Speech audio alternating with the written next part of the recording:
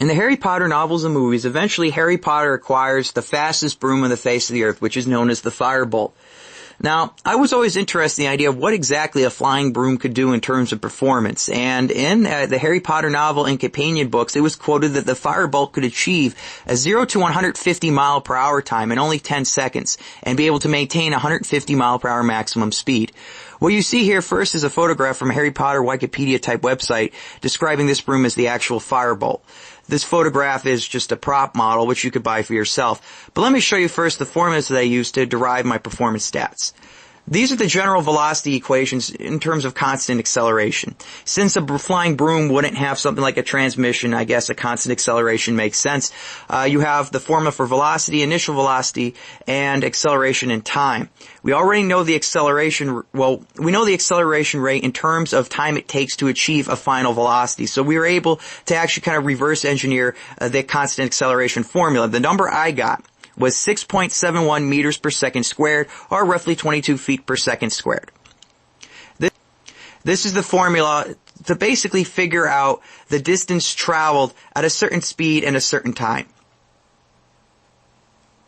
And this is the formula to figure out the time it takes to complete a certain distance. This is if you want to know how long it would take to travel something like an eighth mile.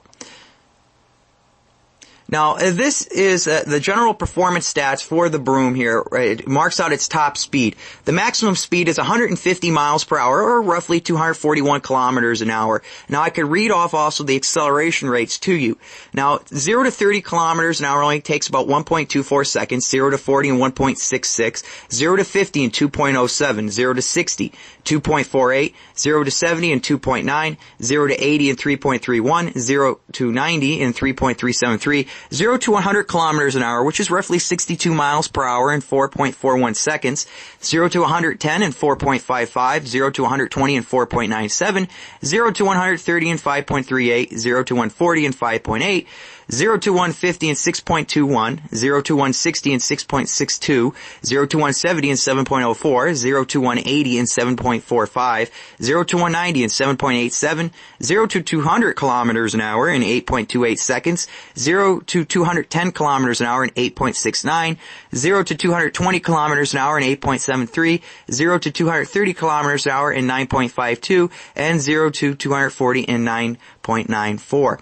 Now, in the United States, you're used to muscle cars. Well, let's throw these numbers at you. The 0 to 120 mile per hour mark is only in 1.33 seconds, 0 to 30 in 2.0, 0 to 40 in 2.66, 0 to 50 in 3 1/3 roughly, 0 to 60 in only 4 seconds. That's putting it on par with some of the fastest high-performance cars ever built.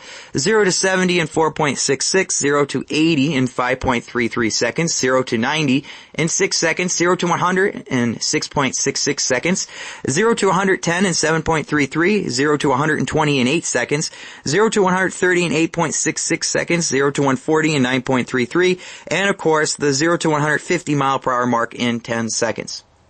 Now, going into a little bit more drag times.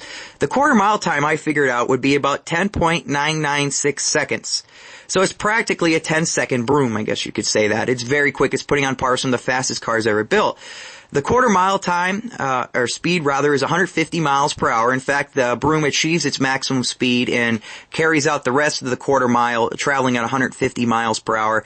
And the flying kilometer can be completed in 19.909 seconds. Now here we go. This is the slip that you're probably used to if you go to the drag track. Well, here we go. The 60-foot mark it only takes about 2.334 seconds to complete. The 330-foot mark is in 5.475 seconds. The 8th mile, which is about 660 feet, will be completed in 7.743 seconds, with a mile per hour of 116.23 miles per hour. The 1,000-foot mark is completed in 9.531 seconds, and the quarter mile is once again 10.996 seconds at a speed of 150 miles per hour. Overtaking factors.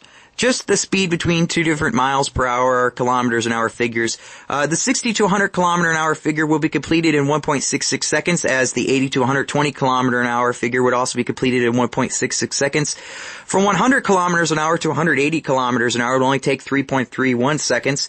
40 to 70 miles per hour acceleration in 2 seconds, and 50 to 90 in about 2.66 seconds.